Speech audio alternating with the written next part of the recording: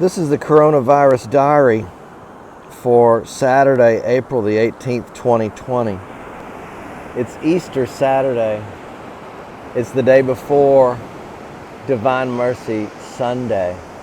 Working on high tide here at Hilton Head, Palmetto Dunes. There's a little more activity on the island. I think some tourists are coming on. They're low-key tourists. Today's gospel reading is from St. Mark. When Jesus had risen early on the first day of the week, he appeared first to Mary Magdalene, out of whom he had driven 7 demons. She went and told his companions, who were mourning and weeping.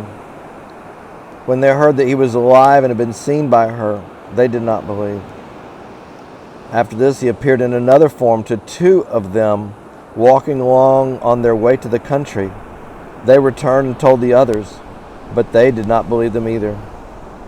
But later, as the 11 were at table, he appeared to them and rebuked them for their unbelief and hardness of heart, because they had not believed those who saw him after he had been raised. He said to them, "Go into the whole world and proclaim the gospel to every creature." Mark, as usual, distills the gospel into its basic elements. He says that they were walking to the country, while in Luke's gospel it's the road to Emmaus. And he talks about the companions but doesn't mention them by name. But he does say exactly what the purpose was. He appeared, and when they didn't believe, he rebuked them. And then he said, not only do you need to quit rebuking me, but you need to preach the gospel. And if we go to the book of Acts, which is today's first reading, we fast forward a little bit past this resurrection. And it says in Acts chapter 4, observing the boldness of Peter and John, and perceiving them to be uneducated ordinary men, the leaders, elders, and scribes were amazed, and they recognized them as the companions of Jesus.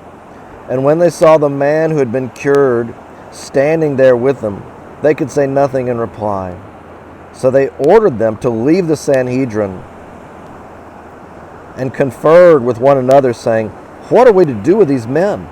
Everyone living in Jerusalem knows that a remarkable sign was done through them, and we cannot deny it. But so that it may not be spread any further among the people, let us give them a stern warning never again to speak to anyone in this name." So they called them back and ordered them not to speak or teach at all in the name of Jesus. Peter and John, however, said to them in reply, "Whether it is right in the sight of God for us to obey you rather than God, you be the judges. It is impossible for us not to speak what we have seen and heard." After threatening them further, they released them, finding no way to punish them on account of the people who were praising God for what had happened. Another interesting story. But with this story comes the most convincing witness of the truth of the gospel. And that is that the disciples, who were practical men as a general rule, they were ordinary men. They were not by nature lunatics or ideologues or whatever. But these very ordinary men died one by one from preaching the gospel. And the only one we know of who died a natural death and lived a long, long life was John, the apostle whom Jesus loved. And so that's their witness. They couldn't hold it in. They believed rightly that the man they got to know was the Son of God, and that to do anything less than to follow him, even unto death, would be a denial of everything they had seen and everything they knew to be true.